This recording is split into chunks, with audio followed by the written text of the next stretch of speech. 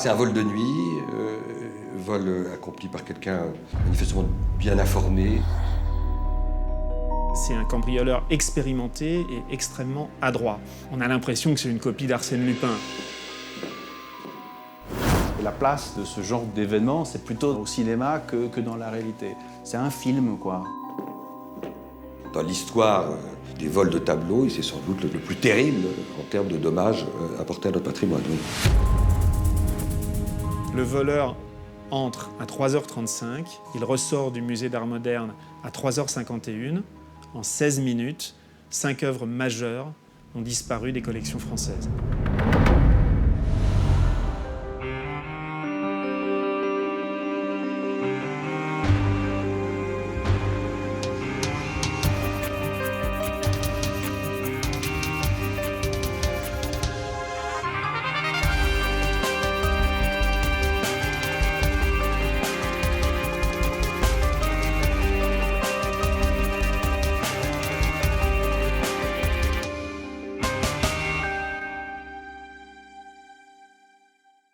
On l'a appris en toute fin de matinée, 5 tableaux de maîtres ont été volés cette nuit au musée d'art moderne de la ville de Paris. Valeur estimée 100 millions d'euros, du jamais vu. Mais c'est d'abord un grave préjudice au patrimoine de l'humanité.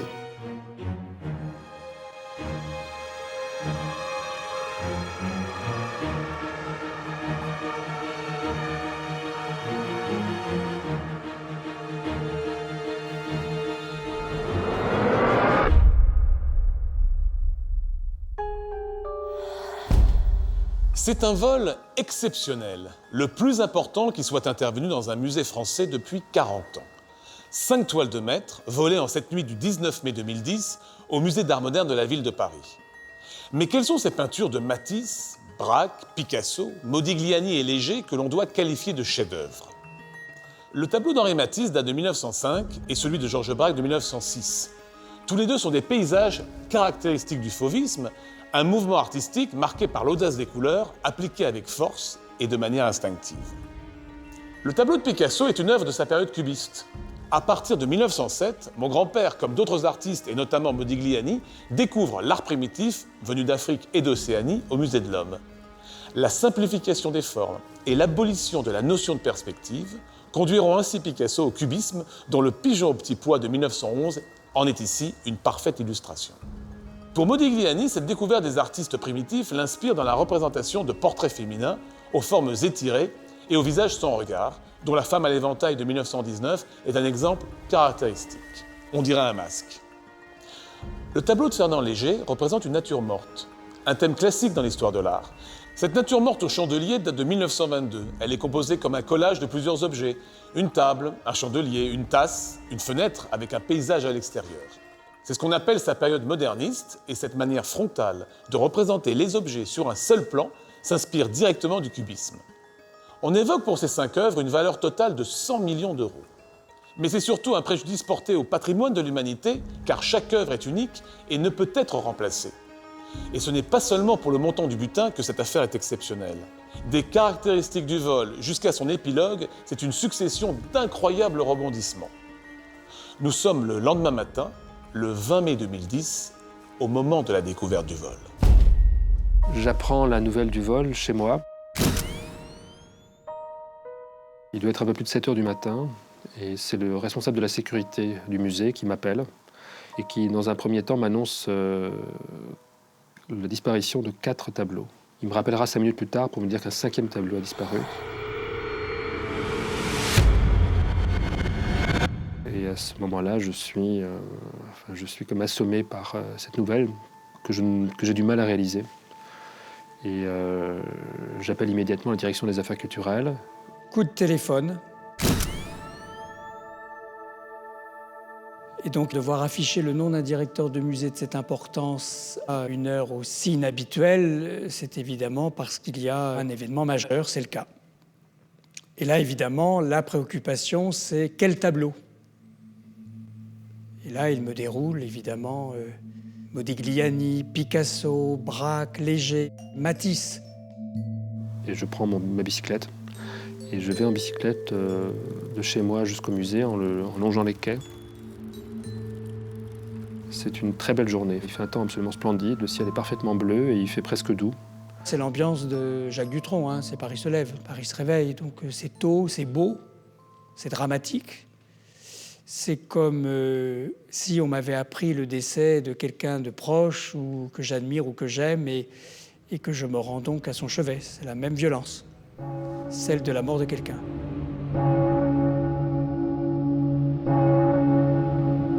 Je suis arrivé au musée un peu avant 9 h du matin. J'étais venu prendre mon poste comme d'habitude. Et donc arrivé au niveau de la porte d'entrée du personnel, il y avait déjà quelques collègues qui attendaient. Nous sommes tous un peu sonnés par cette information. Tout le monde est absolument abattu. Les gens baissent tous la tête, enfin, ils sont comme, eux aussi comme assommés. En 22 ans d'ancienneté, c'est la première fois que je vivais une situation aussi extrême. J'étais un peu en territoire inconnu.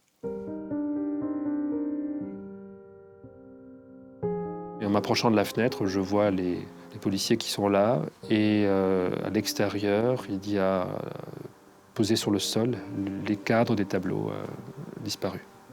Et c'est vraiment en voyant les cadres que je réalise que le vol a eu lieu. Que ces tableaux avaient été littéralement arrachés de leur cadre. C'était la réalité de la violence qui tout d'un coup m'apparaissait. Et ce qui était marquant à cet endroit, c'était le silence. Pourtant, l'avenue de New York se trouve à quelques mètres. Et ce matin-là, je n'entendais pas les voitures passer. Sur place, j'étais plutôt, disons, comme un accidenté qui était entouré d'infirmiers, de brancardiers. Et je voyais les policiers comme des gens qui allaient nous aider à retrouver les tableaux. Sur le moment, on va les retrouver dans la journée. Ils sont quelque part, pas loin, dans une rue à côté. Avenue Marceau, rue Lauriston, je sais pas, enfin pas loin.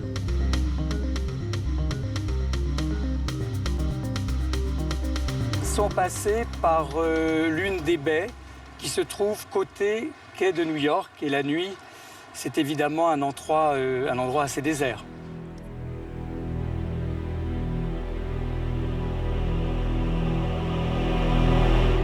Quand on apprend la nouvelle d'un vol pareil, d'abord c'est la stupéfaction. Ça semble complètement aberrant de voler des chefs-d'œuvre pareils. Et puis la tristesse, parce que c'est une énorme perte pour le musée bien sûr, mais aussi pour le public, de pouvoir apprécier ces œuvres-là, quoi. Oui, on est complètement abasourdi par ce type de vol, quoi. Un scénario digne d'un film que les experts de la police scientifique tentent de reconstituer.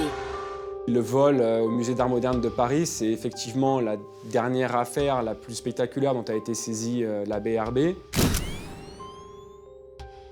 C'est une scène hors du commun parce que le préjudice est énorme. Les pièces qui ont été dérobées sont des pièces uniques d'artistes majeurs. Donc ça nécessite le déploiement là d'une enquête de longue haleine pour ne laisser passer aucun indice, exploiter toutes les pistes possibles.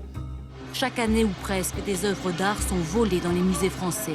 Des œuvres que l'on ne retrouve pas toujours. Quand vous regardez les cambriolages qui ont lieu dans les musées d'une manière générale, il y en a 2 ou 3 chaque année. À chaque fois, le préjudice est beaucoup plus important que lorsque les vols sont commis pendant les horaires d'ouverture en pleine journée. Parce que l'opportunité est plus importante, il y a un petit peu plus de temps pour le voleur, et donc il peut mettre la main sur davantage d'œuvres.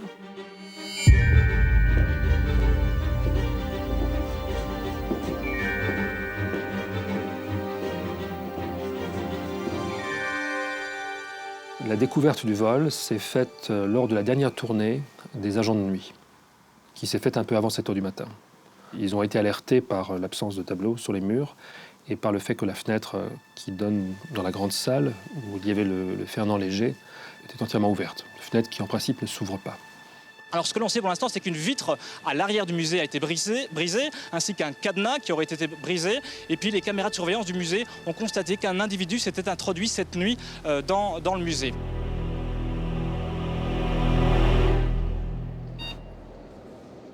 Les caméras, elles vont enregistrer les images. C'est comme ça qu'on sait qu'il est rentré à 3h35 et qu'il est sorti à 3h51. Donc c'est pas une équipe, il n'y a pas 46 000 personnes. C'est manifestement quelqu'un dont les images suggèrent un grand professionnalisme, une grande agilité. Et que manifestement il savait où il devait aller et quels étaient ou les tableaux qu'il devait voler. Les images vidéo sont assez floues. Les policiers se plaindront d'ailleurs du fait qu'elles ne peuvent pas utiliser les images vidéo pour faire un portrait robot du voleur. Elles ont en gros une silhouette. Mais en revanche, elles permettent de voir qu'il y a quelqu'un qui fait des allers-retours dans le musée avec des tableaux sur le bras.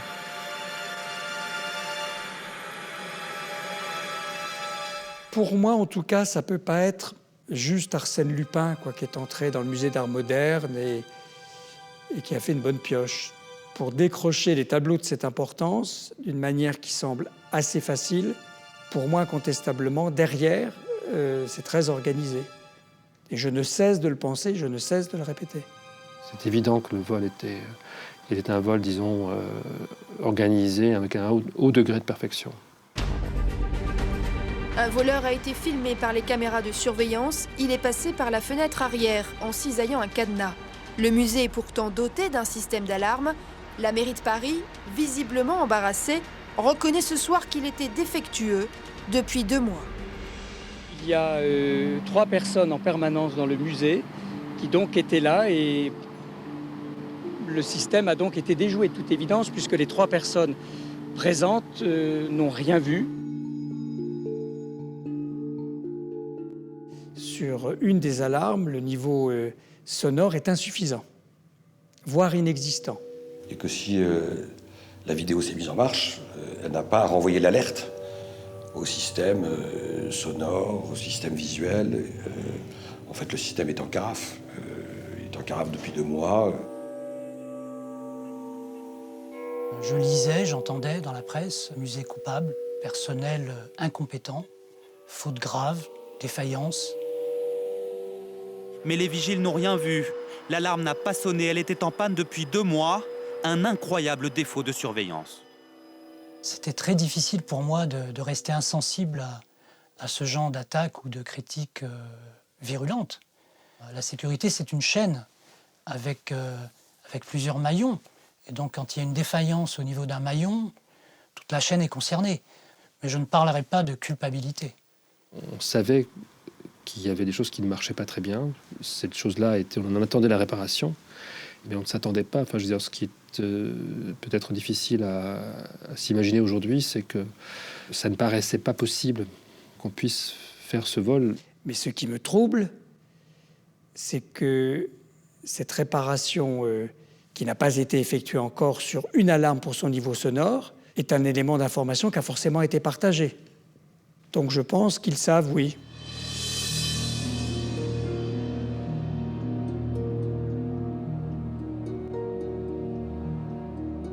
Il connaissait certainement un certain nombre de failles, peut-être pas toutes, mais il avait certainement identifié un certain nombre de failles. Ouais. Il y avait 2 choses différentes. Il y avait à la fois des défaillances techniques et puis éventuellement une complicité interne.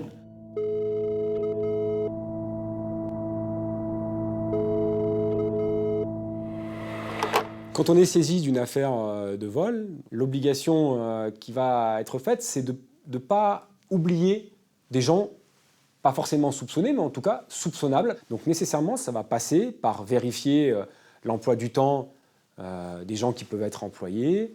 J'ai reçu une convocation de la BRB, comme tous mes collègues.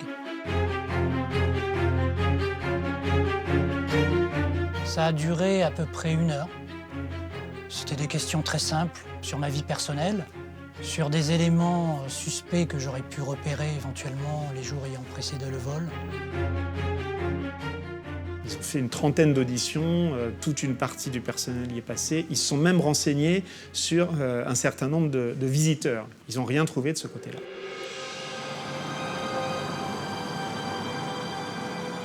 C'est loin que l'enquête a été, il n'y a pas la moindre preuve de complicité. Et je ne crois pas qu'il y ait eu de complicité au sein du musée. Donc ils sont quand même dans le flou et ils ne trouvent rien.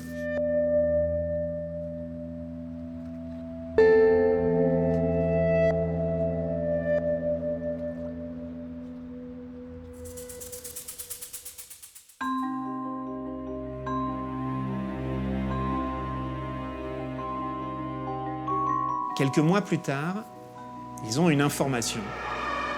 Ils ne diront jamais ce que c'est cette information, qui leur dit qu'ils devraient surveiller un certain Vrejan Tomic. L'itinéraire de cet homme va révéler qu'il n'en est pas à son coup d'essai, puisqu'en fait, on peut dire que c'est un spécialiste du vol de tableau. La méthodologie, le process à suivre, il en a déjà d'évidence une certaine expérience.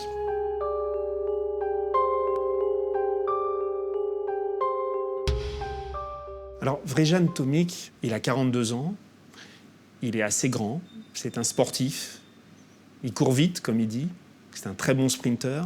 Apparemment, les policiers, quand ils parlent de lui, ils l'avaient surnommé l'araignée. On imagine que c'est en référence à Spider-Man, parce qu'effectivement, il passe son temps sur les parois des immeubles des villes. Et la plupart de ces cambriolages, il les fait, comme disent les policiers, par escalade.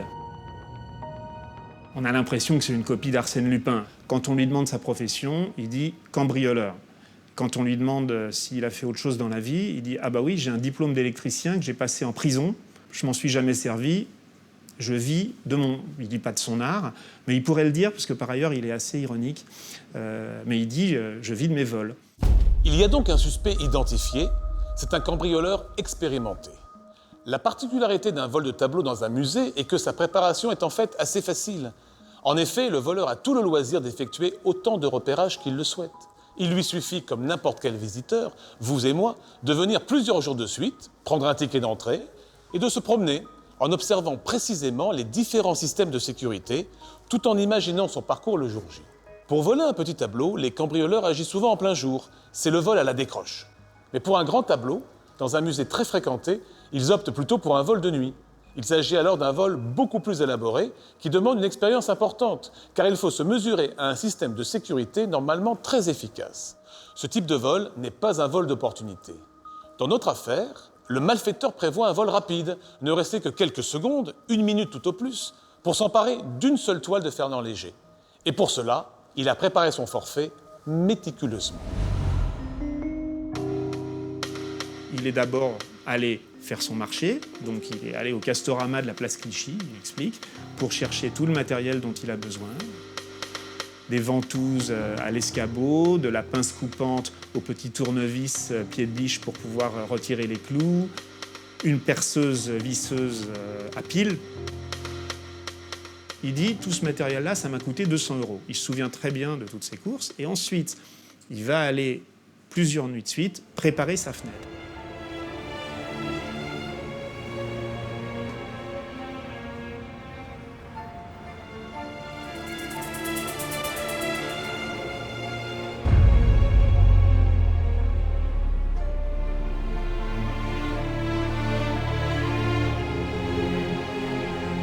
Préparer sa fenêtre, ça veut dire d'abord mettre du décapant. Il y a 20 vis autour de la fenêtre, donc il met très bien son décapant.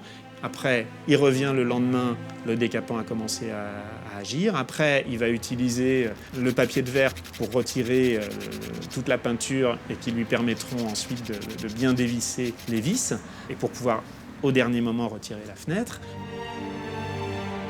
Il le fait entre 2h et 5h du matin, donc ce sont des heures où il y a quand même assez peu de monde. Néanmoins, visiblement le dernier soir,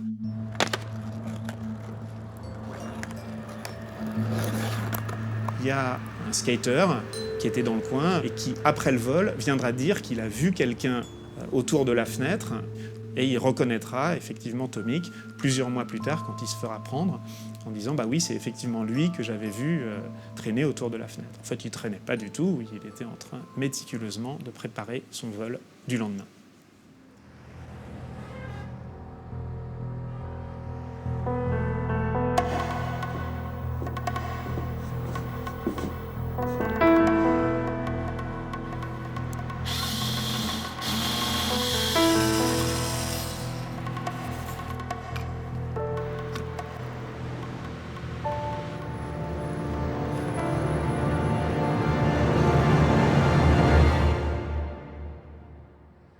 Quand il enlève la fenêtre, la surprise pour lui, c'est qu'il n'entend aucune alarme. Il aurait dû y avoir, premièrement, une alarme sur la fenêtre. En réalité, il se trouve que cette alarme-là ne marchait qu'en cas de cassure du verre. Visiblement, c'était un système qui n'avait pas prévu qu'on puisse simplement retirer la vitre.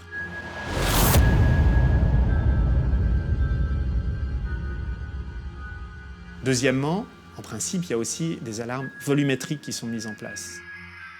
Elle avait été coupée 2 mois auparavant par des gardiens parce qu'elle était défectueuse et qu'elle se déclenchait même quand il ne se passait rien. Donc évidemment, eux ne pouvaient pas faire leur travail correctement parce qu'ils étaient sans arrêt dérangés par cette alarme. Cette alarme, normalement, elle était reliée à un écran particulier qui se met en route dès qu'il y a un incident. On s'apercevra qu'en plus, cet écran-là était lui-même défectueux.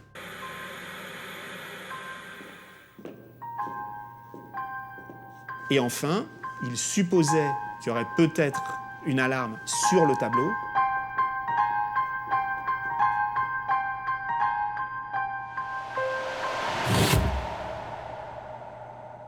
Là, en l'occurrence, il n'y en avait pas.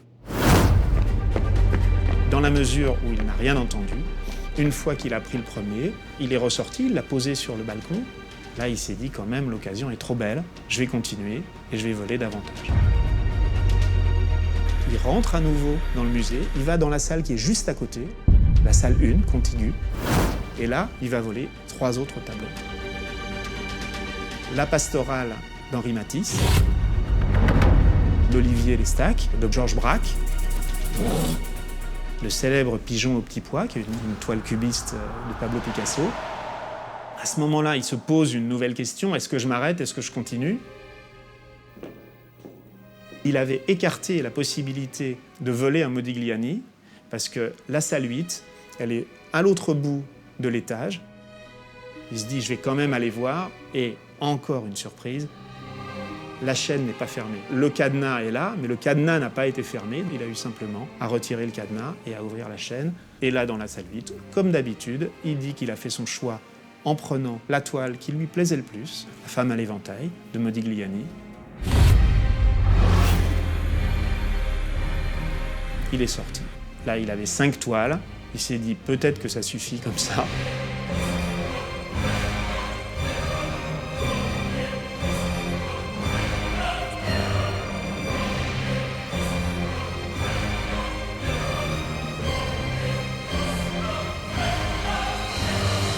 On pourrait dire que c'est le jazzman du cambriolage. C'est-à-dire qu'il a un thème, il a bien fait son thème, et puis après, il improvise. Et là, l'improvisation est assez magistrale. Il a retiré les cadres, parce qu'il voulait les transporter sans mal. Évidemment, les cadres, c'est quand même ce qu'il y a de plus lourd sur un tableau. Il est 4h30 du matin, le vol du musée d'art moderne est terminé. En 16 minutes, 5 œuvres majeures ont disparu des collections françaises.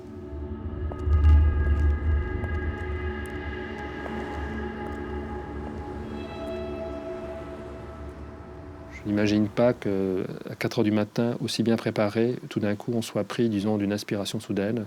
Je crois qu'on prépare ce genre de choses vraiment longtemps à l'avance et qu'on sait exactement ce qu'on va faire. Et qu'il connaissait parfaitement le musée, qu'il avait très bien repéré chaque détail du musée et qu'il savait ce qu'il faisait. Est-ce que c'était la commande d'un tableau ou est-ce que c'est l'occasion qu'a fait le larron et le larron en a pris 5 alors qu'il était requis de n'en prendre qu'un. Là, il y a une vérité judiciaire qui sera établie le jour où une décision définitive sera rendue, puisqu'il y a des contradictions entre les différents protagonistes sur ce point.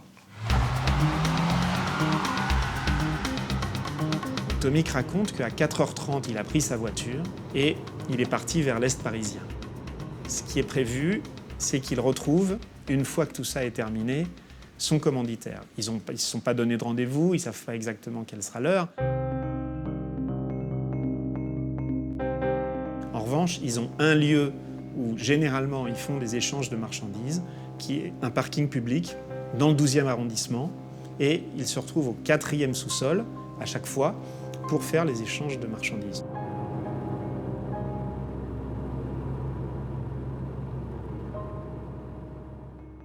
Le problème, c'est que là, effectivement, il est très très tôt le matin, il laisse la voiture dans le parking et il va faire un tour dans Paris. Vers 9h, il téléphone à son commanditaire et il dit « ça y est, j'ai la marchandise, on se retrouve à l'endroit habituel ».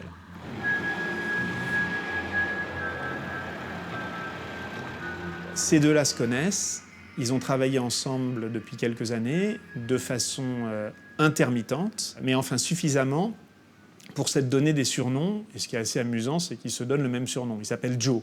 L'un appelle l'autre Joe, et réciproquement.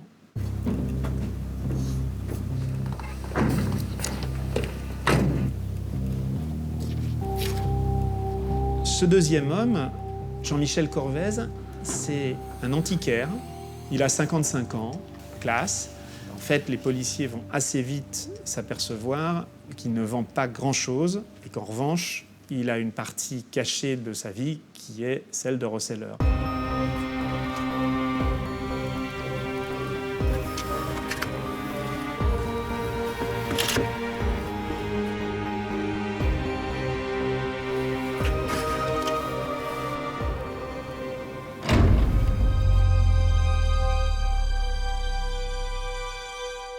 Dans un vol d'œuvres d'art, le plus compliqué est souvent l'après, et le changement de main pose la question de la préservation des tableaux. En effet, dans un musée, la conservation des œuvres d'art répond à des règles très précises. Elles sont manipulées avec beaucoup de précautions et les salles d'exposition sont toutes régulées avec un taux d'hygrométrie spécifique. Après un vol, en quelques minutes, le ou les tableaux volés sont soumis à des agressions extérieures inédites et violentes. Il n'est pas rare de les retrouver dans de piteux états en raison de leurs mauvaises conditions de conservation qui créent des dommages parfois irréversibles. Dans notre affaire, dans laquelle tous les protagonistes bénéficient bien sûr de la présomption d'innocence dans l'attente de leur procès, les policiers qui surveillent Vrejan Tomic seront mis sur la piste d'une seconde personne, Jean-Michel Corvez, dans le cadre d'une autre affaire de cambriolage. Ils décident alors de les arrêter tous les deux. Mais il faut attendre encore 3 mois pour que le voleur passe à table et avoue aux policiers qu'il est l'auteur du fameux vol du musée d'art moderne de la ville de Paris et qu'il désigne enfin son complice, révélant alors une piste sérieuse. Cette affaire de vol de tableaux qui vient de rebondir. En 2010, 5 chefs-d'œuvre, dont un Picasso et un Modigliani, étaient dérobés au musée d'art moderne de Paris. Leur montant plus de 100 millions d'euros. Eh bien, on a appris que 2 hommes avaient été interpellés. Seul problème, les tableaux, eux, restent introuvables. Lorraine Gublin et Philippe Turpot, regardez. C'était un vol spectaculaire et audacieux. En mai 2010, par cette fenêtre, 5 toiles de maître disparaissaient du musée d'art moderne de Paris. Après 1 an et demi d'enquête, le voleur présumé et son receleur viennent d'être interpellés, mais toujours aucune trace de ces tableaux. La grande nouvelle sera de retrouver les tableaux. Donc ne disons rien, ne faisons rien qui gêne les services de police et la brigade de répression du banditisme, qui a la charge de ce dossier, qui a fait un travail remarquable.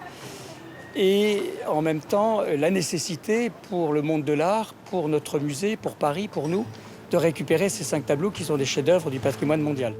J'espère qu'on va trouver les œuvres, j'espère que les malfaiteurs vont parler, qu'ils ont les œuvres chez eux ou quelque part, qu'ils les ont vendues et qu'on peut retrouver ceux et celles qui les ont récupérées. Voilà ce que j'espère, comme tout le monde. Ce que j'attendais, c'est pas qu'on me dise que le voleur a été arrêté. Ce que j'attendais, c'est qu'on me dise que les tableaux ont été retrouvés. J'espérais que peut-être ses aveux ou quelque chose ferait en sorte qu'on trouve les tableaux et que les tableaux reviennent.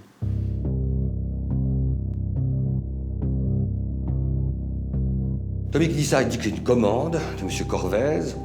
Ils ne sont pas d'accord l'un avec l'autre sur la part d'initiative de l'un ou de l'autre. C'est-à-dire que chacun se renvoie un peu la patate chaude, chacun essaie de diluer sa responsabilité sur l'autre. Le tribunal les retrouvera sceptiques. En tout cas, il a fait le coup. Corvez apparaît vraiment très nettement comme le commanditaire de notre point de vue, même s'il le nie.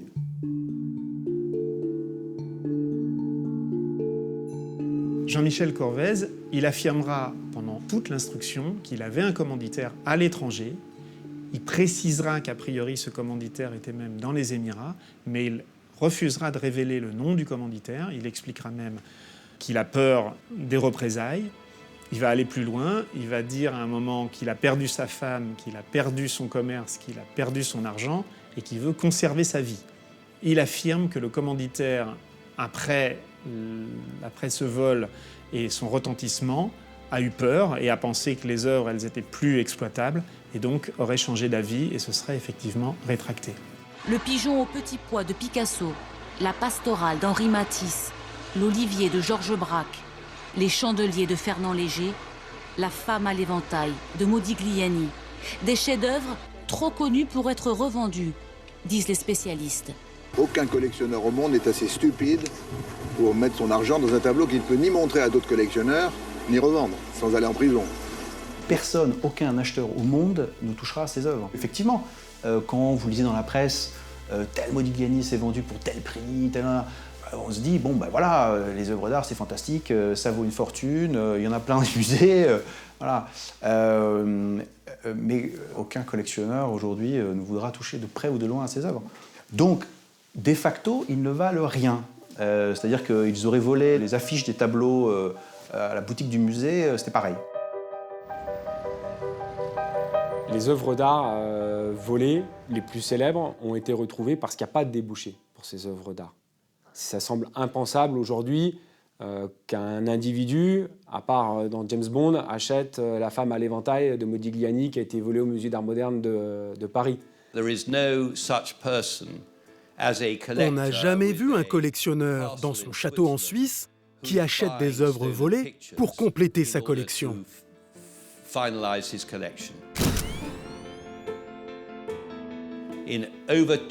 Sur 2300 affaires résolues auxquelles nous avons participé, ces tableaux ont été retrouvés dans beaucoup d'endroits différents, mais jamais dans un château dans lequel vivrait un homme collectionnant des œuvres volées. Moi, je ne crois pas au romantisme dans le banditisme. Les gens qui volent des œuvres d'art, la majeure partie, c'est pour en tirer un profit personnel. Alors ensuite, ça peut alimenter des réseaux criminels divers et variés. Ça peut être simplement pour leur enrichissement personnel, mais je ne crois pas que ce soit par amour de l'art. Corvèze va conserver les toiles dans son atelier. Son problème, c'est que peu à peu, il ne sait pas quoi faire de ces toiles.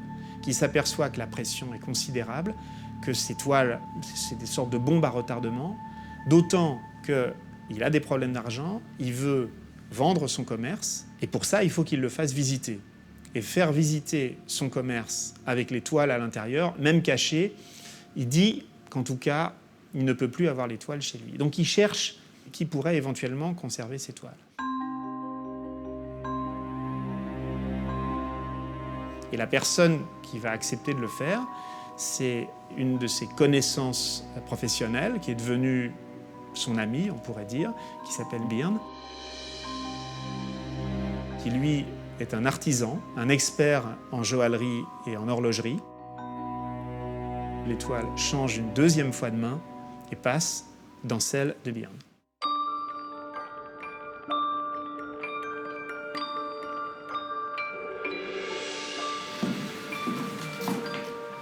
Ensemble, ils vont vider une armoire, ils vont tirer l'armoire, mettre les toiles derrière l'armoire, et Corvèze s'en va.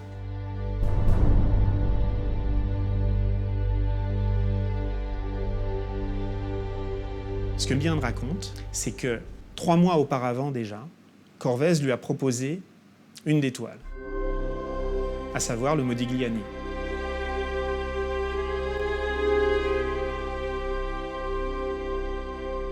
Et qu'une fois qu'il verra cette toile, c'est un véritable coup de foudre qu'il va y avoir. Il va être aimanté par la beauté de cette femme à l'éventail, et que là, il va vouloir à tout prix la voir.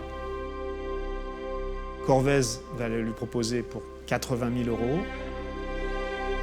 Byrne explique que lorsqu'il a reçu cette toile, il l'a conservée un peu chez lui, et ensuite il est allé louer un coffre dans sa banque habituelle, qui se trouve boulevard Haussmann. Il y a déposé le Modigliani.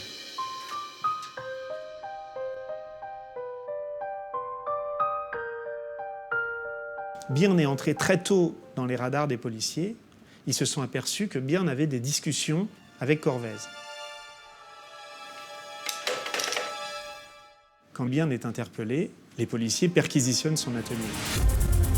À ce moment-là, 4 des 5 toiles étaient derrière l'armoire. Et il assure que les policiers n'ont pas pensé à regarder derrière l'armoire et qu'ils ont donc raté les 4 toiles qu'à ce moment-là, ils auraient pu directement retrouver. À la suite de cette perquisition, d'un seul coup, il va réaliser l'importance de ce qui s'est passé, le danger qui court, le risque d'être interpellé et de se retrouver en prison pour plusieurs années, et qu'il veut trouver une solution.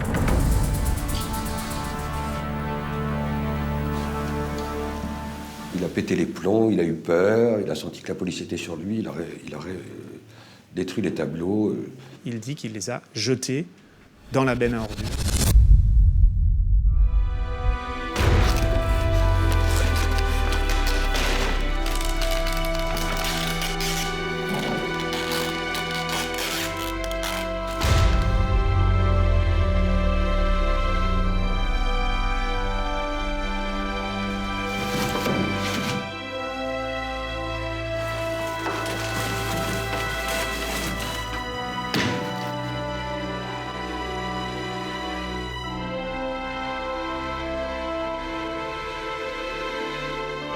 Ensuite, il est allé dans sa banque.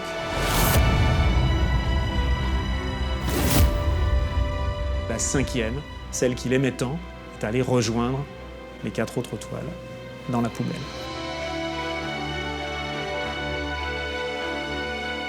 Le procès-verbal précise, ce qui est quand même assez rare, qu'il fond en larmes au moment où il raconte ce moment-là. Et le juge s'arrête et lui précise « Je fonds en larmes parce que je m'aperçois que ce que j'ai fait est absolument monstrueux ».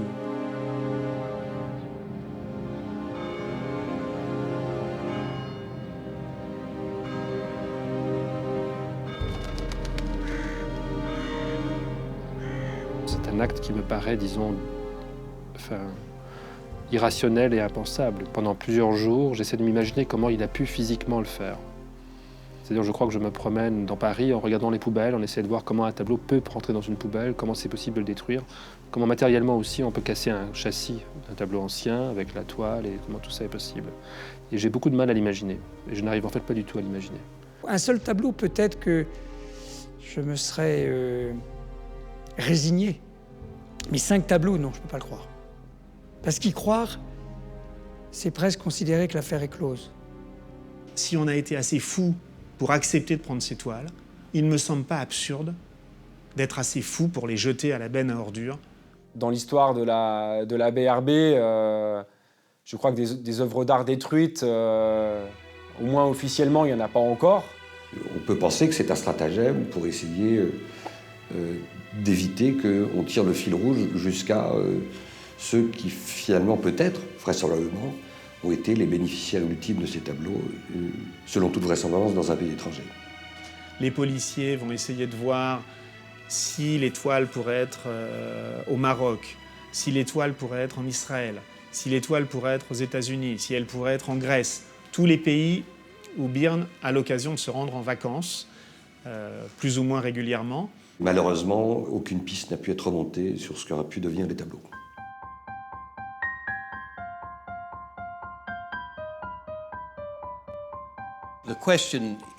La vraie question est, que deviennent les œuvres volées? En postulat, je dirais qu'en 20 ans, sur 100 tableaux de grande valeur volés, 20% seront retrouvés dans les 20 années qui suivront. 20% seront certainement détruits. De nombreuses affaires nous l'ont prouvé.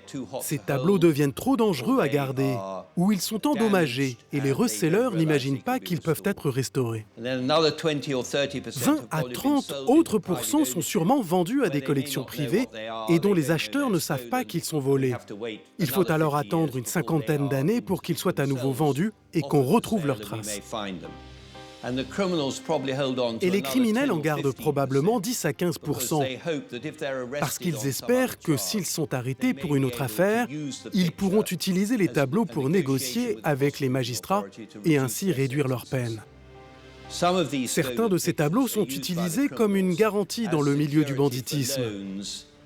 Si un vendeur de drogue doit de l'argent à son fournisseur, il peut laisser le tableau en caution en lui disant « Je reviendrai te payer plus tard. En attendant, garde le tableau. »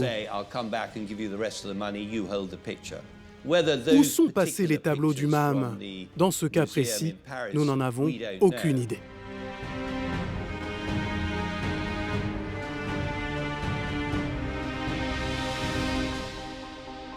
L'affaire du musée d'art moderne de Paris, elle reste particulière de par son ampleur et par son côté spectaculaire.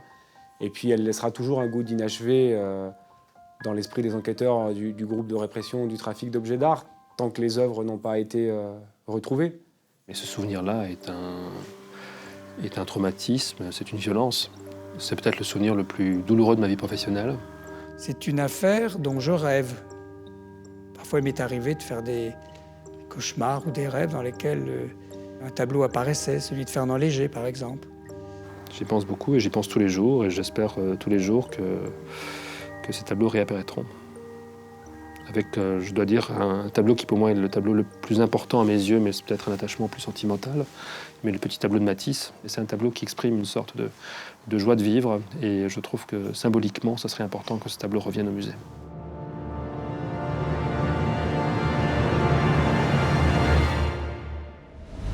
Un acte impensable, irrationnel, détruire des œuvres d'art. C'est impossible pour moi de l'imaginer et de l'accepter. À ce jour, les toiles ne sont toujours pas retrouvées.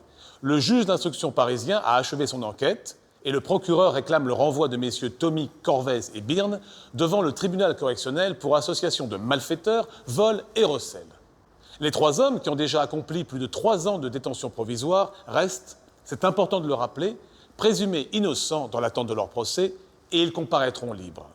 Pourra-t-on enfin trouver une piste sérieuse pour récupérer les toiles ? Ou fera-t-on définitivement le deuil de ces 5 chefs-d'œuvre volés en 16 minutes chrono une nuit de mai 2010 ? Espérons qu'elles ne sont pas détruites et qu'elles reviendront rapidement au musée d'art moderne de la ville de Paris pour ne plus figurer sur la longue liste des trésors volés.